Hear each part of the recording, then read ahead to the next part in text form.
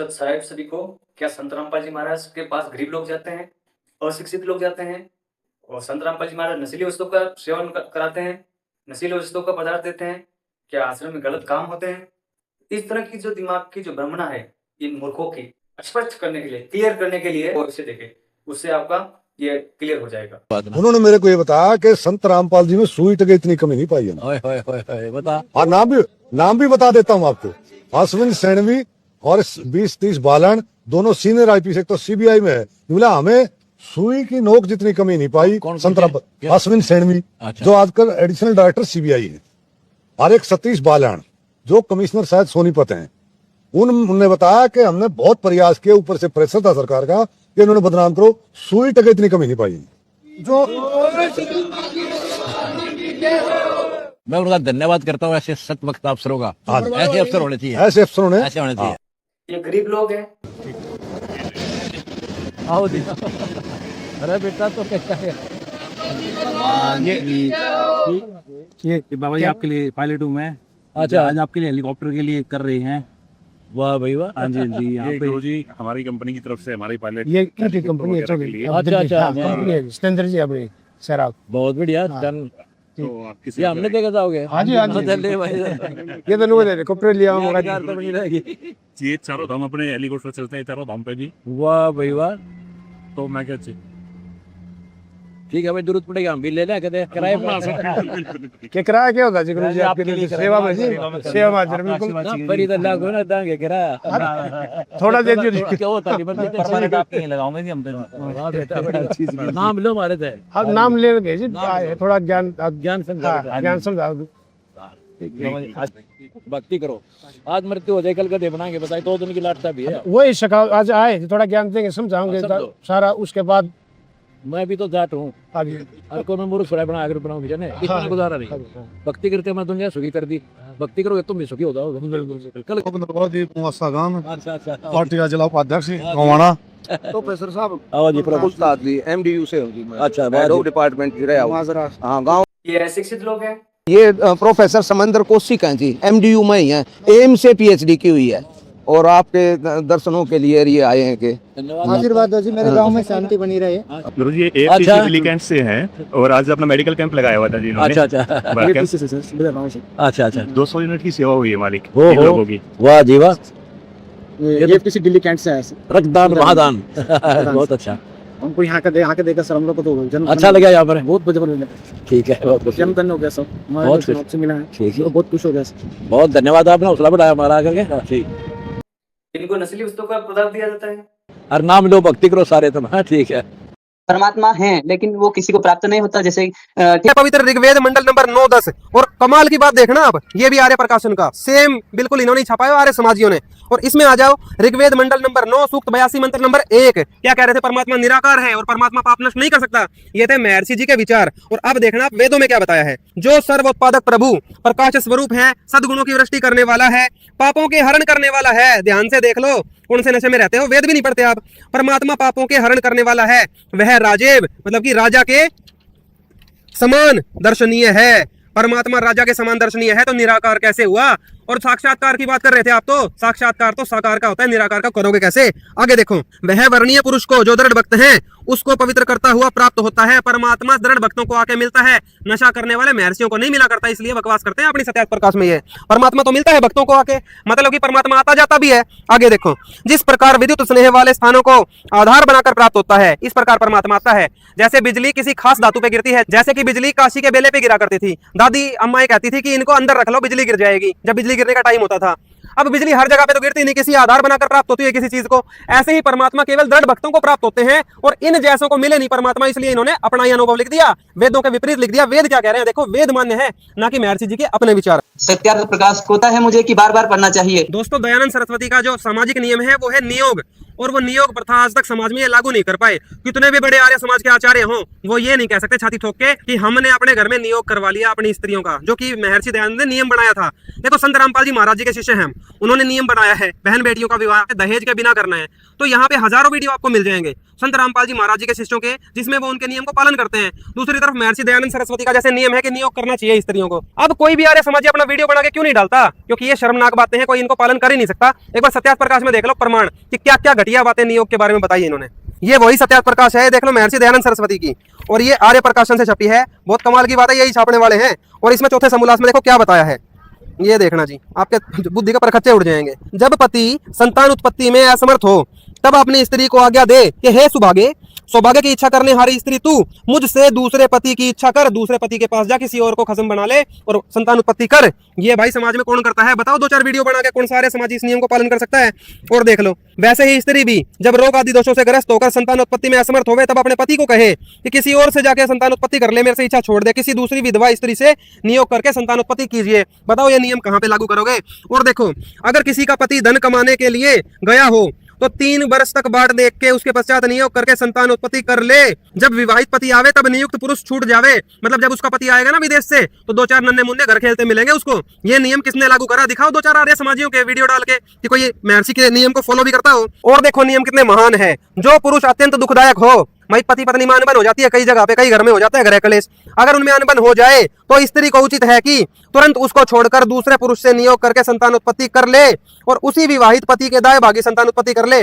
मतलब पड़ोसी से संतान उत्पन्न करके अपने पति के छाती के ऊपर लाके रख दे और कह दे कि तेरी संपत्ति में हिस्सेदार बनेगा ये बालक। और कितने पुरुषों तक संबंधी ये गंदे कर सकती है, ये भी बताया है। ये देखो, एक स्त्री कितनी पुरुष तक नियोग कर सकती है, यहाँ बताया है 11वें पुरुष तक स्त्री नियोग कर सकती है। भाई 11 आदमियों के पास कैसे जाएगी? ये क्या बातें हुई? दर्शकों आप सोचो, क्या कोई भी सभ्य समाज इस नियम को अपने घर में लागू कर सकता है? समाज में 2-4 फैमिली प्रस्तुत तो कर दो जो ऐसे पड़ोसियों से बच्चे पैदा करवा के पालते हो।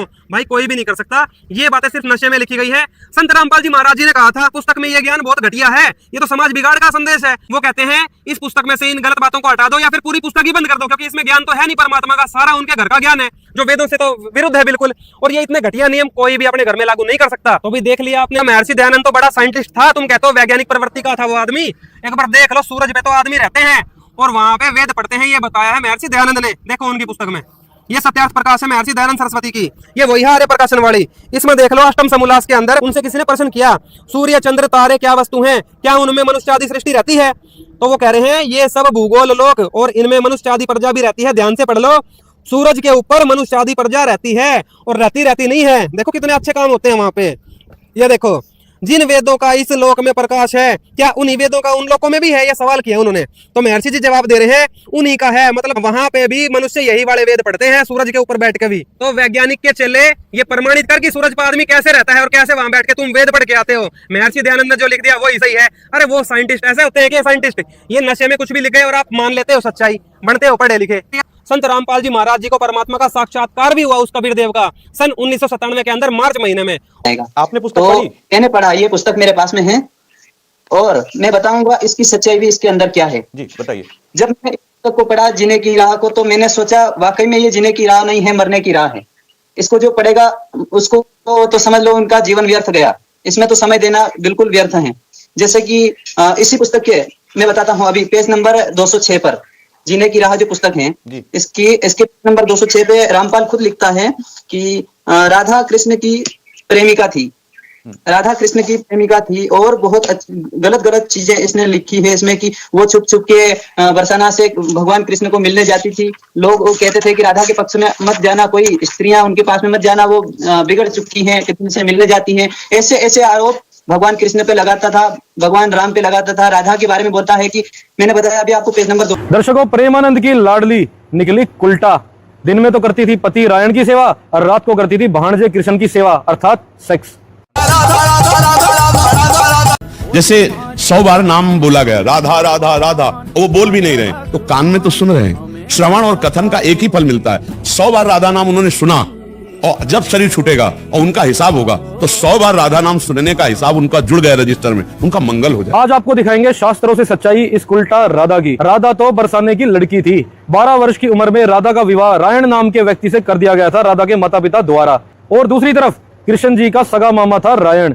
कृष्ण जी की माता यशोदा का सगा भाई था रायण नाम का व्यक्ति, जो कि राधा का पति था। अर्थात नाते और रिश्ते के अंदर कृष्ण जी की सगी मामी लगती थी राधा। और कुछ समय बीतने के बाद इन दोनों का शुरू हो गया सेक्स अफेयर अर्थात लव अफेयर। इन लोगों के नाजायज संबंध शुरू हो गए, दिन में तो ये राधा सेवा करती थी अपने पति रायण की, और रात में दूसरा रूप लेकर चली जाती थी कृष्ण जी अपने भांजे के साथ में सेक्स करने के लिए, क्रीड़ा करने के लिए। और ऐसी स्त्रियों को कुल्टा कहते हैं, कुल्टा। हमारे सनातन धर्म में पतिव्रता स्त्री की बहुत ही ज्यादा इज्जत है। सभी जानते हैं माता सीता को वो कितनी पतिव्रता थी, लेकिन ये राधा ये तो कुल्टा स्त्री थी। और कुल्टागामी कृष्ण वो भी नरक के अंदर जाएगा, कृष्ण तो तीतर बनेगा, तीतर। अब आपको दिखाते हैं प्रमाण अपने शास्त्रों से। बहुत ही पवित्र शास्त्र है हमारे सनातन धर्म का ब्रह्म वैवर्त पुराण, और ये कहां से छपता है ये भी देखिए। ये छपता है गीता प्रेस गोरखपुर से। अब इसके आ जाते हैं पेज नंबर 271 पे, और ये आ जाते हैं प्रकृति खंड के अंदर। अब यहाँ से आप पढ़िए, 12 वर्ष बीतने पर उन्हें नूतन यौवन में प्रवेश करती देख राधा के माता पिता ने रायण नामक वैश्य के साथ में उसका संबंध निश्चित कर दिया। जगतपति श्री कृष्ण कंस के भय से रक्षा के बहाने शेष अवस्था में ही गोकुल में पहुंचा दिए गए थे। वहां श्री कृष्ण की माता जो यशोदा थी, उनका सहोदर सगा भाई रायण था। ये देखिए यहाँ पे स्पष्ट ये प्रमाण दिया हुआ है कि कृष्ण की जो माता थी यशोदा, उनका सगा भाई था रायण, और रायण के साथ में ही राधा जी का विवाह कर दिया गया था। द्वापर युग के समय में, इस अवतार के समय, भूतल पर वह कृष्ण का मामा लगता था। रायण जो था वो कृष्ण के मामा थे, और राधा तो उनकी मामी थी। अब ये वही ब्रह्म वैवर्त पुराण है, पेज नंबर 488 पे आ जाते हैं। अब आपको दिखाते हैं ये प्रमाण की ये फ्रॉड 420, ये गोविंद गुरुकुल, ये बढ़वा, ये क्या कहता है कि वो तो राधा की छाया से उनकी शादी हुई थी रायण की। अब आपको दिखाते हैं कि छाया और राधा वो एक ही थी, वो अलग अलग नहीं थी। ये देखिए प्रमाण। इसी समय आकाशवाणी हुई, राधे तुम क्यों रोती हो। अब राधा व्याकुल हो चुकी थी और वो कृष्ण जी से सेक्स कर चुकी थी, और वो बहुत ज्यादा जुदाई के गम को सह नहीं पा रही थी। तभी आकाशवाणी हुई कि हे राधे तुम क्यों रोती हो। जब तक रास मंडल की आयोजना नहीं होती तब तक प्रतिदिन रात में तुम यहाँ आओगी अपने घर में अपनी छाया को छोड़कर। ये देखिए यहाँ पे स्पष्ट किया हुआ है कि राधा को आकाशवाणी हुई कि अपने घर में, अर्थात रायण के घर में जहां पे वो शादीशुदा थी पहले रायण के साथ में, अपने घर में अपनी छाया को छोड़कर स्वयं यहाँ उपस्थित हो तुम श्री हरि के साथ नित्य मनोवांछित क्रीड़ा करोगी, सेक्स करोगी। यहाँ पे स्पष्ट हो गया कि वो राधा की छाया, राधा अपनी छाया छोड़कर आती थी। अब इसमें आप आगे बढ़िए, अब इसको यहाँ से पढ़ते हैं। राधा अपने घर में रहकर बाह्य रूप से ग्रह क्रम में तत्पर दिखाई देती थी, अर्थात राधा एक रूप में तो अपने घर में रहती थी, अपनी गृहस्थी में अपने पति रायण के साथ में, और वहां पर गृहस्थी के अंदर तो सारी ही सेवाएं आ जाती हैं। वो अपने दिन में तो अपने पति की सेवा करती थी, परंतु प्रतिदिन रात में वहां वृंदावन में जाकर श्री हरि कृष्ण के साथ में क्रीड़ा करती थी, अर्थात रात में तो वो सेवा करती थी अपने भांजे कृष्ण की, और दिन में वो सेवा करती थी अपने पति रायण की। अब आपने देखा प्रमाण, ऐसी औरतों को तो कुल्टा कहते हैं, कुल्टा। दिन में तो एक खसम की सेवा करे और रात में दूसरे खसम की सेवा करे, ऐसी औरतों को कुल्टा कहते हैं। और ऐसी कुल्टा को इन्होंने इष्ट बना दिया। क्या ये भगवान वाले कार्य हैं, क्या ये इष्ट वाले कार्य हैं। अब ये सनातन धर्म का एक और पवित्र शास्त्र है श्रीमद देवी भागवत, और ये भी प्रकाशित होता है गीता प्रेस गोरखपुर से। अब ये पेज नंबर 760 है, ये संक्षिप्त देवी भागवत है। अब इसको यहाँ से पढ़ते हैं, देखिए आप। अब आपको दिखाते हैं कि जो स्त्री एक से ज्यादा दो खसम, अर्थात जो दो पुरुषों के साथ में सेक्स करती हैं, उन औरतों को कुल्टा कहते हैं। वो कुल्टा होती है और उनको घोर नरक के अंदर डाला जाता है। और जो कुल्टा को संभोग करता है, जो इन ऐसी कुल्टाओं के साथ में संबंध करते हैं, वो भी नरक के अंदर जाता है। तो अब ये देखिए कि राधा को अब क्या परिणाम मिलने वाला है, और उस कुल्टा राधा को भोगने वाले, उनके साथ सेक्स करने वाले कृष्ण जी के साथ में क्या परिणाम कृष्ण जी को मिलेगा। ये देखिए प्रमाण, उन्होंने उस परमात्मा के विधान को तोड़ा है और उनको ये सजा मिलेगी। ये देखिए, एक पति की सेवा करने वाली स्त्री पतिव्रता कहलाती है, और दो से प्रेम करने वाली को कुल्टा कहते हैं। अब यहाँ पे अब नीचे आ जाइए। कुल्टागामी 100 वर्षों तक, अर्थात कुल्टागामी थे कृष्ण जी, क्योंकि वो कुल्टा राधा के साथ में सेक्स करते थे, उनको भोगते थे, इसलिए उनको 100 वर्षों तक मत्स्योद नरक में डाला जाएगा। यमदूत उस पर प्रहार करते हैं। फिर कुल्टागामी अर्थात कृष्ण जी, क्योंकि वो कुल्टा राधा को भोगते थे, उनको तितर बनाया जाएगा, उनको तितर की योनि के अंदर डाला जाएगा। अर्थात कृष्ण जी भी 84 लाख योनियों को भोगेंगे, अपने पाप कर्मों को वो भी भोगेंगे, और अपने पाप कर्मों का फल यहाँ पे बताया गया कि वो तितर बनेंगे, तितर। अब समाज करे फैसला, क्या एक कुल्टा स्त्री राधा का जो दो व्यक्तियों के साथ सेक्स करती हो, दिन में अपने पति की सेवा और रात में अपने भांजे की सेवा, उसके साथ सेक्स अफेयर हो जिसका, क्या ऐसी स्त्री का, क्या ऐसी औरत का नाम लेने से मुक्ति हो जाएगी। प्रेमानंद जैसे पाखंडी गुरुओं ने समाज को बर्बाद करके रख दिया। ये अनिरुद्धाचार्य, ये देवकी नंदन, ये सारे के सारे गधे हैं, गधे। इन लोगों ने एक कुल्टा राधा की भक्ति शुरू करवा दी। क्या कुल्टा स्त्री का नाम लेके मुक्ति हो जाएगी? क्या एक कुल्टा का नाम लेकर आपके दुख और कष्ट दूर हो जाएंगे? आप लोग तो सभी नरक के अंदर जाएंगे, नरक के अंदर। वास्तविकता के अंदर आज संत रामपाल जी महाराज आदि सनातन धर्म का पूर्ण ज्ञान दे रहे हैं और पूर्ण भक्ति प्रदान कर रहे हैं। उस परमात्मा का नाम कबीर है, कबीर। उन्हीं की भक्ति करने से हमारे सभी दुख दूर होंगे, और हमारे पवित्र वेद, ऋग्वेद, यजुर्वेद ये सभी प्रमाणित करते हैं कि उस परमात्मा का नाम कबीर देव है, अर्थात कबीर साहिब। और वही परमात्मा हमारी सभी दुखों का निवारण कर सकता है, और उसी कबीर परमात्मा की सबके ऊपर सत्ता है, सबके ऊपर सत्ता। जितने भी दुनिया में साधु संत महात्मा पुरुष है वो सभी बोलते हैं कि श्री रामचंद्र जी मर्यादा पुरुषोत्तम थे, लेकिन एकमात्र जो तत्वदर्शी संत है संत रामपाल जी महाराज वो बताते हैं कि श्री राम जी मर्यादा पुरुषोत्तम नहीं थे। तो जानते हैं भाई साहब कहाँ प्रमाण है इसका? ये सत साहिब जी, संत रामपाल जी महाराज जी ने जो बात बोली है कि श्री राम जी मर्यादा पुरुषोत्तम नहीं थे, इसके पीछे उन्होंने ठोस प्रमाण दिए हैं। पहले आप ये चेक करिए। बिल्कुल बिल्कुल बताइए कहाँ लिखा है? यह है श्री वाल्मीकि रामायण हिंदी टीका सहित भाग 2 और ये छपी है खेमराज श्री कृष्णदास प्रकाशन बंबई द्वारा। इसमें आप चेक करिए, यह है उत्तरकांड सर्ग नंबर 42 नंबर आप पढ़ेंगे 17 से आगे। रावण से युद्ध जीत लिया था, उसके बाद लंका में एक पार्टी हुई थी, जलसा हुआ था, उसके अंदर देखिए क्या खाना पीना हुआ था। ये एक ही सबूत बहुत हो जाएगा। श्री रामचंद्र जी बैठे, सीता जी को बाएं हाथ से ग्रहण कर पवित्र वे मेरे ये मधु, मेरे ये मधु होती है बहुत ही खतरनाक शराब, वो पिला रहे थे। काकुत्स श्री रामचंद्र जी ने पिलाया, सीता माता को भी पिलाया। अब बहुत लोग ये भी कहेंगे कि सीता माता जी को उन्होंने मेरे ये मधु पिलाया है, वो शराब थोड़ी होती है। देखिए उसका भी प्रमाण श्रीमद् भागवत महापुराण द्वितीय खंड गीता प्रेस गोरखपुर का है, कोड नंबर 27। इसमें आ जाइए अध्याय 30 के अंदर। यहाँ पे देखिए ये शब्द आप पढ़िए, मेरे एकम मधु, मेरे एकम मधु, और देखिए ये क्या होता है। वे उस मेरे एक नामक मदिरा का पान करने लगे, जिसके नशे से बुद्धि भ्रष्ट हो जाती है। वह पीने में तो अवश्य मीठी लगती है, परंतु परिणाम में सर्वनाश करने वाली है। बहुत खतरनाक शराब होती है मेरे मधु, जो श्री रामचंद्र जी ने सीता माता जी को ग्रहण करवाई। और उसके बाद प्रमाण है, जैसे शची को इंद्र पिलाते हैं, जो स्वर्ग के देवराज इंद्र हैं, वो भी शची को अपनी पत्नी को ऐसे ही शराब पिलाते हैं, वैसे ही श्री रामचंद्र जी ने पिलाया, ऐसा प्रमाण है। भांति भांति के मांस व विविध भांति के मीठे मीठे फल श्री रामचंद्र जी के व्यवहारार्थ सेवक लोग अतिशीघ्र लाए, तो श्री रामचंद्र जी के लिए वहां शराब और मांस दोनों परोसे गए थे। ये हुआ प्रमाणित। देखिए संत रामपाल जी महाराज जी ने बताया है कि श्री रामचंद्र जी विष्णु जी के अवतार हैं, जो त्रिलोकीनाथ हैं। वो मर्यादा पुरुषोत्तम नहीं है। मर्यादा पुरुषोत्तम सिर्फ एक ही प्रभु है, जो पूर्ण प्रभु है, वो है कबीर देव। अगर आप उनके बारे में संपूर्ण रूप से जानना चाहते हैं तो यूट्यूब पर जरूर सर्च कीजिए संत रामपाल जी महाराज। सत साहिब दोस्तों, आज इस बड़वे शिवांश को और इस रुक्मणी माधव हिजड़े को तुमने जो बोला है ना, अश्लील बातें की है ना शिव जी के बारे में, हमारे भगवान के बारे में, कुछ जहर उगला है ना, तो शिव जी के आंड खिलाएंगे, जो शिव जी अपने भंडारे में अपने भक्तों को खिलाते हैं।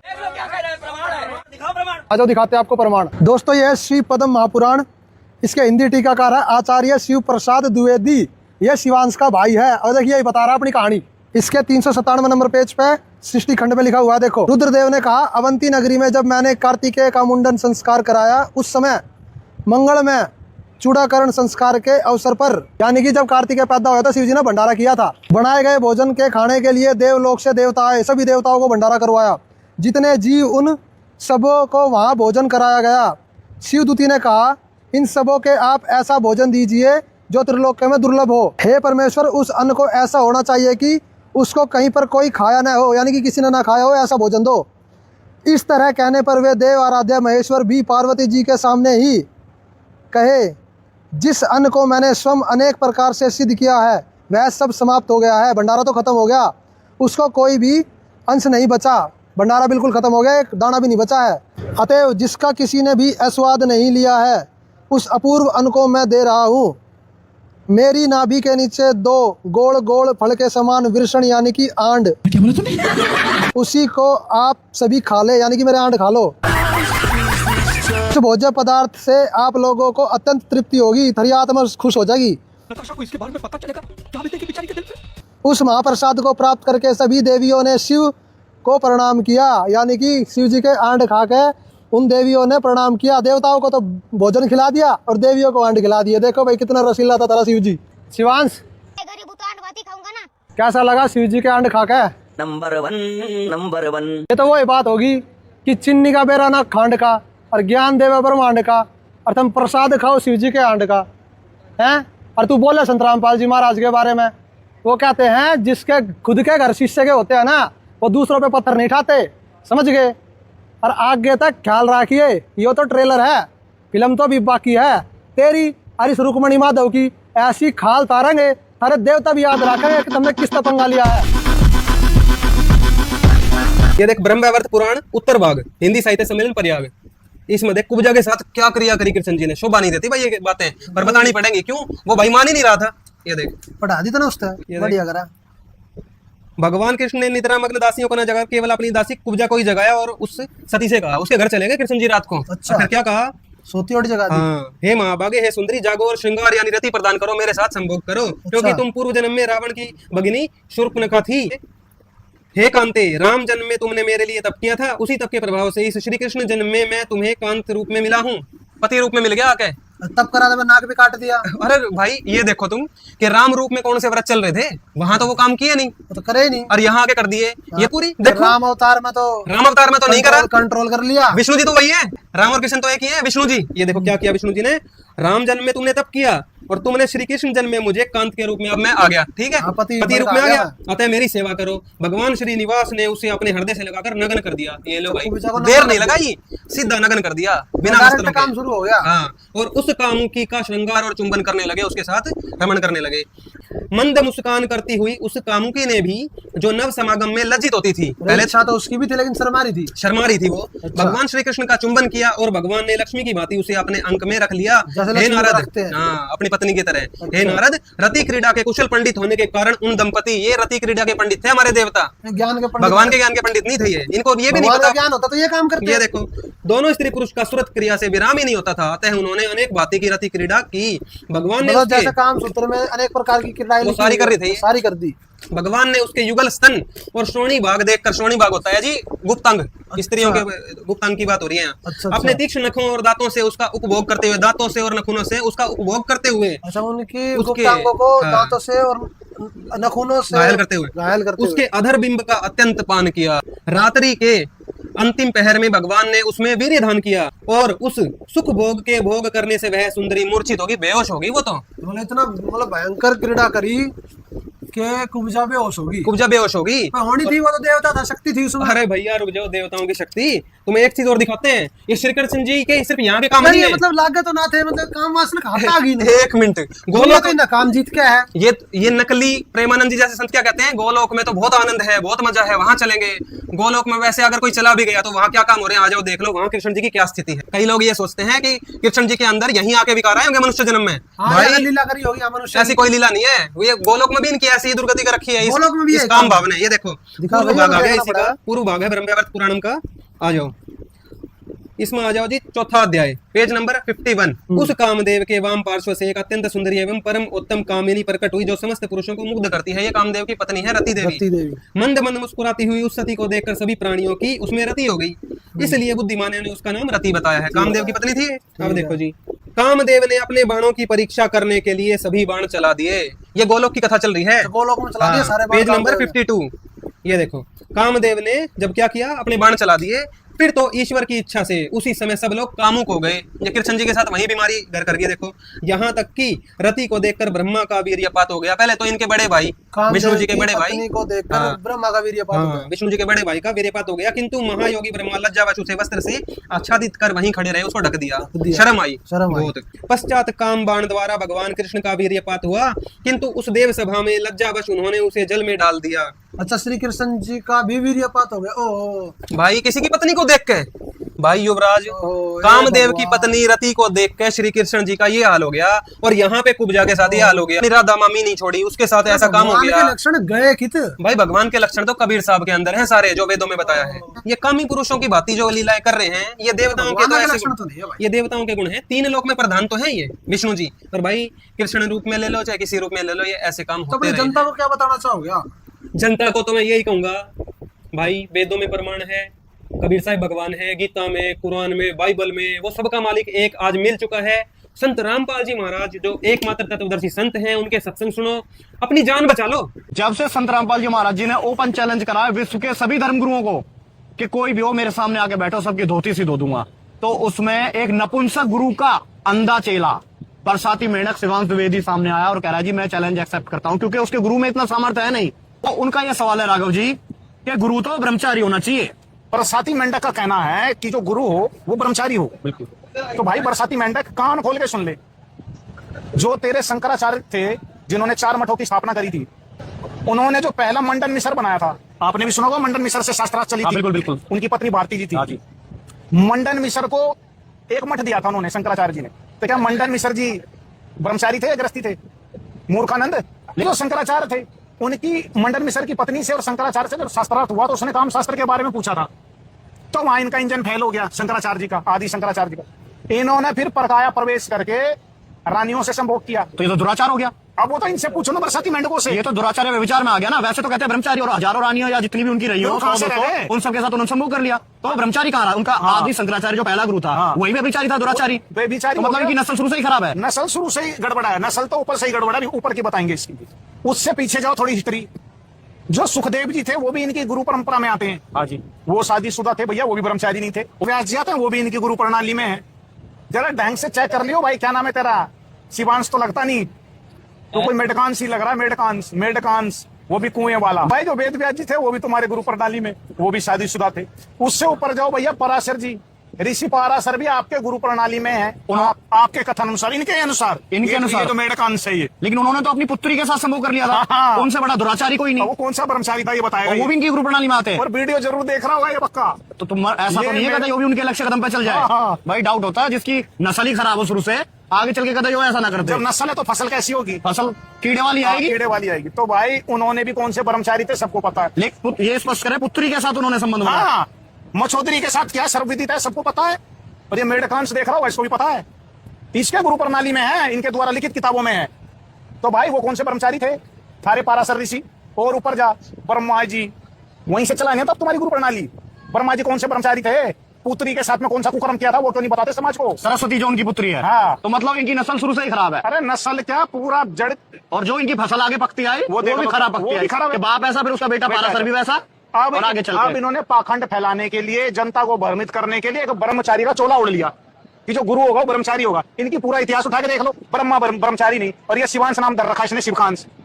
शिव जी भाई गौर से सुन, शिव जी ब्रह्मचारी हैं क्या? अगर उनके पुराण खोल के दिखाने चल कर दिया ना शुरू यहाँ, तो पहाड़ों पे, झरनों पे, गुफाओं में कौन कौन से ब्रह्मचर्य का और तप हुआ और कौन कौन से ब्रह्मचर्य का पालन हुआ है, यहाँ मत खुलवाया कर। अगर चाहता है तो बता, खोल के दिखाएं।